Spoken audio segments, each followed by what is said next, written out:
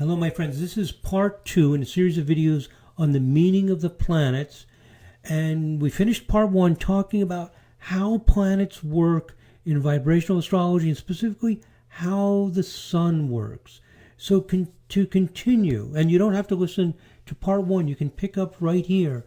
When we think about the sun in astrology, what we're doing in vibrational astrology is we're seeing that the planet regulates some fundamental part of our lives. So when we interpret a birth chart from this perspective, where we see a planet as regulating some part of our lives, we're focusing directly on this process.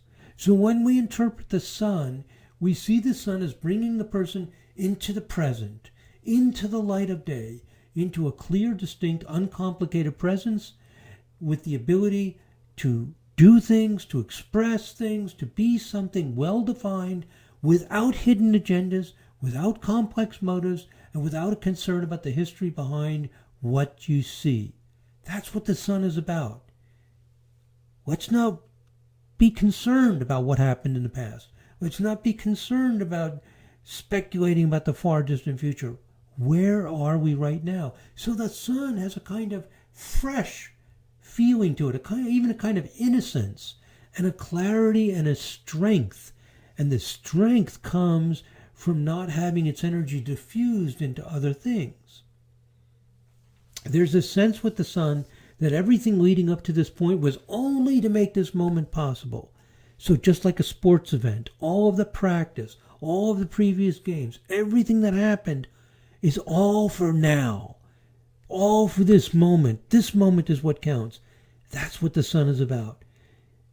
So, how we got to this point is not important because there are many possible paths. What counts is where you are now and who you are now. Now, again, no event is completely solar. Sometimes during the sporting event, and as the game builds up and it gets towards the end of the game, and especially if it's a close game and the tension's building, yes, we reflect on how that athlete performed in similar situations. So we bring in the past is the moon. We bring in, other planets. Nothing in life is purely one planet. Nothing. But these events are more to do with the sun than most other experiences in life. So again, I mentioned this in part 1. If you come to fix someone's plumbing, to perform a musical event, to drive someone to the airport, even a simple thing like that. It's not even a vocation. It's not a big commitment. Someone's going to go to the airport and you decide to drive them. When you're driving to the airport, one aspect is the solar aspect. Are you here now? Did you show up? Did you pick them up? Did you get into an accident? Did you arrive safely? Did it happen? That's the most important thing. Now, you might have a wonderful conversation and memories and all kinds of other things. Wonderful. Those are all other planets involved. But if the person doesn't arrive to pick you up on time or, gets lost on the way there, that's the sun. Well, it's other things too, but what happened? That's what the sun is about.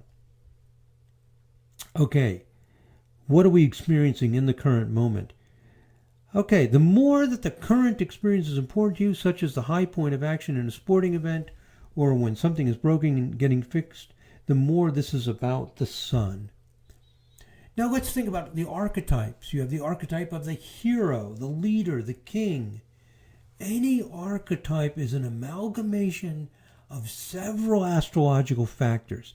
So there isn't a mythic story and an archetypal story that perfectly relates to any one planet or one zodiac sign. The way our lives work out combines together different things. And in vibrational astrology, we recognize that the archetypal stories, they are extremely important. Very often the decisions a person makes, the path that they choose in their life is based on the mythic story that they've embodied, often unconsciously. And what does the astrology show in relationship to these mythic stories that we live out. It shows the raw materials. The astrology does not show that myth directly. It shows the raw materials. The astrology is like, oh, here's your onions and carrots, and you decided to make a stew with them and mix them with black beans or something. So it's the raw materials is what the astrology is showing, that combine together with your experiences and with the decisions you make in your life that create the myths. So the myths in your life, the archetypes in your life, are born out of the raw materials, those forces of nature. The astrology, what experiences you have, where you were born, who your parents are, what your family is, etc. Your environment, your decisions, they all weave together. We make certain decisions and we build the myths. The myths are not in the sky. The myths are in us. So again, in vibrational astrology, we do not see astrology as some like reflection of our entire being. The astrology does something and other things do things, and they all combine together. But the myths are in us. This is hard for a lot of astrologers to become comfortable with because they're so used to thinking of an as above, so below, and that what's in our minds is also in the sky. But in vibrational astrology, we see it differently. We see it differently for many reasons, which I'll talk about later. But we see it, the astrology is not an as above, so below, but rather astrology is a primal and spiritual network of forces that propels us forward. It's spiritual because it's at a higher dimension. It's more fundamental and it underlies our lives. It's a primal and spiritual network of forces that propels us forward. We choose among the available forces and we mold our lives. And part of the molding of our lives is that we live out these mythic stories. So the mythic stories are in us. They're not in the sky. And they are built out of the primal spiritual network of forces that we call vibrational astrology. And our experiences, whatever happens in our lives, the decisions we make, they all are drawn upon for us to choose the mythic story. Now, people have been seeing astrology as fundamentally archetypal, and it's become very popular in modern times, and it's a very easy thing to do. First of all, the mythic stories written down by the ancient Greek legends and other cultures, they directly associated the constellations. Also, the names of the planets with the myths. The names of the planets are mythic characters. Mercury is Hermes. Hermes is a character in the myths. The planets are mythic in their names. The constellations are the mythic stories. So we look at the birth chart, we see the correspondence of what's in the sky with what's in the chart. It seems pretty obvious that it's a mythic phenomenon that we're experiencing, but it's not. Yes, the myths in your life, you do see them in the sky, but this is why you have to be so vague in the interpretations. You have to say, well, it could be this myth, could be that myth, it could be this, it could be that. It's very hard to pinpoint anything down. What we're doing in vibrational astrology is we're seeing specific dynamics that underlie these connections, and they make more specific what's happening. One of the big reasons why we use this is the chart interpretation is simpler, more direct, and we find it's more helpful to the client.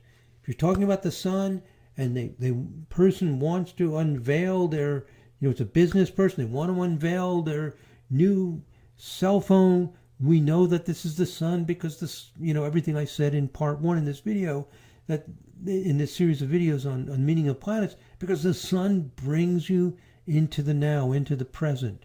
So it's just much simpler, more direct.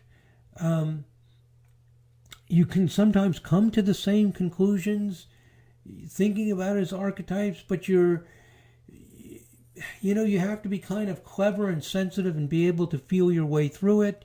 With the vibrational astrology, it's just explaining exactly what is happening, what the energetic forces behind what you're seeing are, and how they build things. It's simpler, more direct, and easier because you're getting to the heart of what the astrology is doing. And the fact that the ancient Greeks and others portray the sky in mythic stories does not necessarily mean that is a factual reality. I mean, people do all kinds of things historically. It doesn't mean everything they did is 100% correct. So it's just what they did.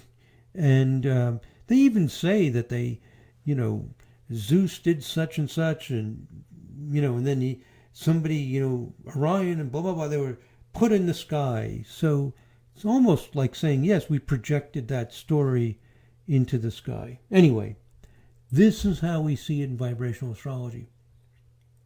So again, this approach to interpretation that we use in vibrational astrology allows us to directly target the process that is happening, to be very specific and clear about what is happening, and to give more accurate interpretations. You'll see this over and over again. Things you miss by jumping to just using associations and archetypes, by getting right to the process. There are things that happen that are not so obviously related to the myth and the archetype that are a direct expression of the function of the planets. So we get this confirmation through controlled research as well as in consultations with clients. Now, let's see. Oh yeah, so I'm at the end here of our first discussion of the sun and the overall understanding of how planets work here in our second video in the series, and as a kind of addendum to this first section on how the sun works in astrology, and that brings us into this discussion we've had about how we understand how planets work in vibrational astrology, is just as a little addendum that's kind of fun, is what we're saying in astrology is that the planets and the sun and moon, that their positions are very important. Well, an interesting thing about planets and the sun and moon, dense matter, this idea that dense matter, like a ball of dense matter, like Jupiter, even if a planet has a lot of gases in it, it's still a relatively dense phenomenon. How much of our universe consists of dense matter? Stars, planets, minor planets, comets. How much of it is dense matter? And why are we putting so much emphasis on certain things? Well, it ends up that dense matter is extremely rare. It's very rare, surprisingly unusual. Let me read from the NASA.gov, NASA website. In an effort to bring these vast distances, the distance between the Earth and the nearest planets, Venus and Mars, is enormous compared to the size of the Earth. We're like little tiny, tiny dots in open space. And one of the reasons we don't realize it is because of diagrams like the one on the left here. This diagram on the left shows the actual orbits of the planets. That's the shapes. That's the actual shapes. They're not perfectly round, as you know. They're elliptical and they're what we call eccentric. They're like, they're just not perfectly round and so on. So there it is. You can see, for example, Mercury, that the sun's not exactly in the center. So that's the actual shape. But in order to make the diagram, we made little circles. Obviously, we made a little red circle for Mars and, etc. There's the sun, a little yellow circle in the middle. How big would the sun be, or Venus, or Mars, or Earth, to do it to scale? They would be invisible. You wouldn't even see them on the screen. They're smaller than the one tiny little pixel on your screen. They're tiny, they're invisible, because it's almost all space. So, to get an idea, suppose you shrink the solar system down to the size of a football field. I'm reading from this website page from NASA website. So imagine you shrink the solar system down to the size of a football field. Okay, how big would the sun be? Well, the sun by far is the largest. It's 99.8% of the mass of the solar system. How big would it be? So it would be about the size of a United States dime. If you're not from the United States and you're not familiar with the United States currency, a dime is just really small. It's like small. It's the smallest coin we have. So about 17 millimeters in diameter. So the sun is tiny. So, if you had a bunch of fans, if you had a bunch of fans, people watching an event and they were looking down at the solar system, they wouldn't be able to see a little dime in the middle of the football field. They'd have to have some big, powerful telescopes to even see it. And the inner planets, how big would Mercury, Venus, Earth, and Mars be? The size of a grain of sand. Wow. They're smaller than a little flea. So the point is that because we draw diagrams like the one on the left, and we need to put a dot or something where the planets are, we're always exaggerating how big the planets are. And, we see this all the time, these diagrams, and then you begin to get used to them. But just remember, in actuality, on the size of a football field, one little grain of sand would be Mercury or the Earth.